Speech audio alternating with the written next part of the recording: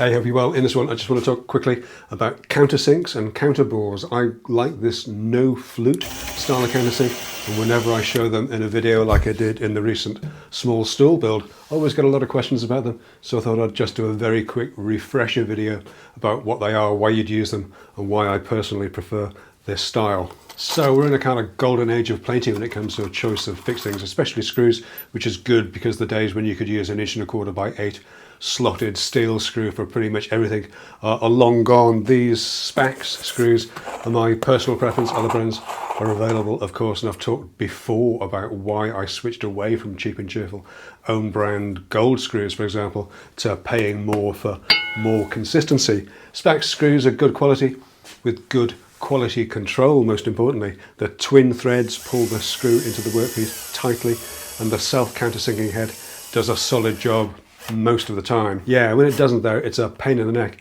And when I need a particularly clean countersink, well, that's when I turn to a specialist bit. Now, a countersink is exactly what it sounds like. It's a cone-shaped hole on top of a pilot hole that allows the head of the screw to sink flush with or slightly below the surface of the material. That's opposed to a counterbore, which is a straight edged hole that the entire head of the screw fits into, which is then plugged. We'll touch on those a little bit later. So a standard or Rosehead countersink has a fluted finish. This is one that I've had forever, and they generally work pretty well, kind of grinding the material away to give space for the screw head to fit into.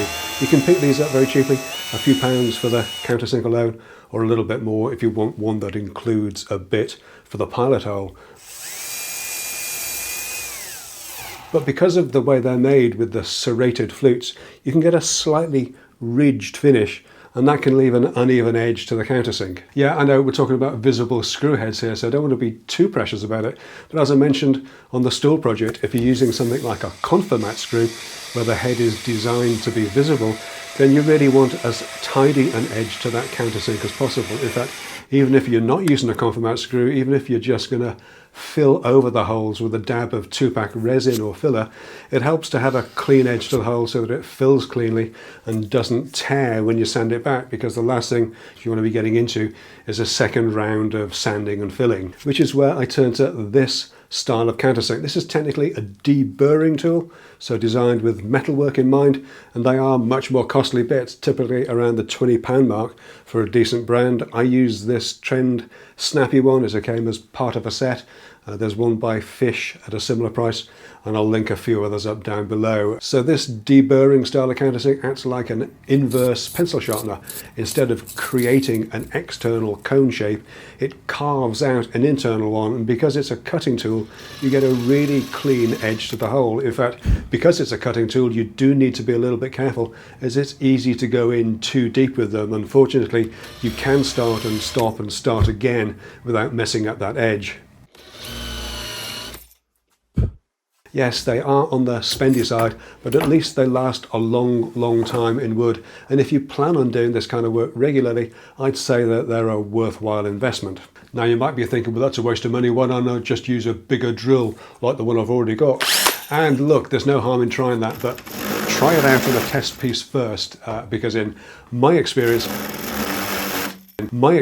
a larger drill bit just won't give a clean enough edge to a countersink if you're just using the very tip of the bit. But if you have a bigger bit, then by all means try it and see.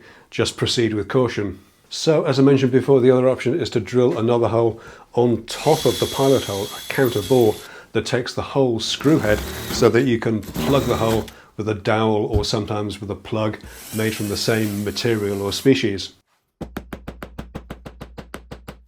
There are plug and cutter sets that you can get that'll give you a clean edged counterbore and a pilot hole in one bit, as well as a cutter to create your own same sized plugs. A drill press is recommended for this.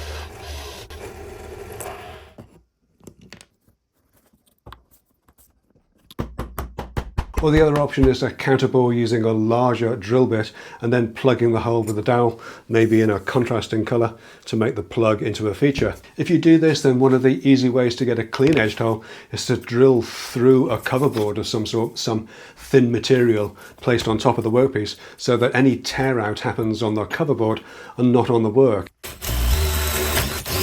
It's also a good idea to drill the larger counterbore first and then follow up with the pilot hole. It's just easier to center them if you do it that way round.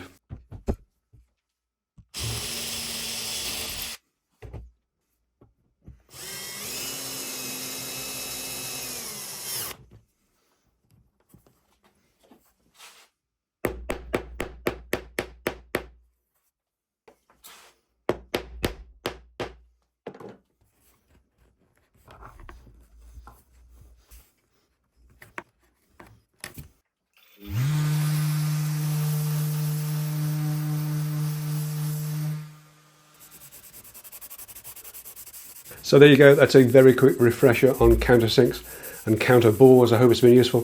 Thanks so much for taking a look. Don't forget to hit subscribe, leave a comment, and I'll catch you in the next one. All right, take care.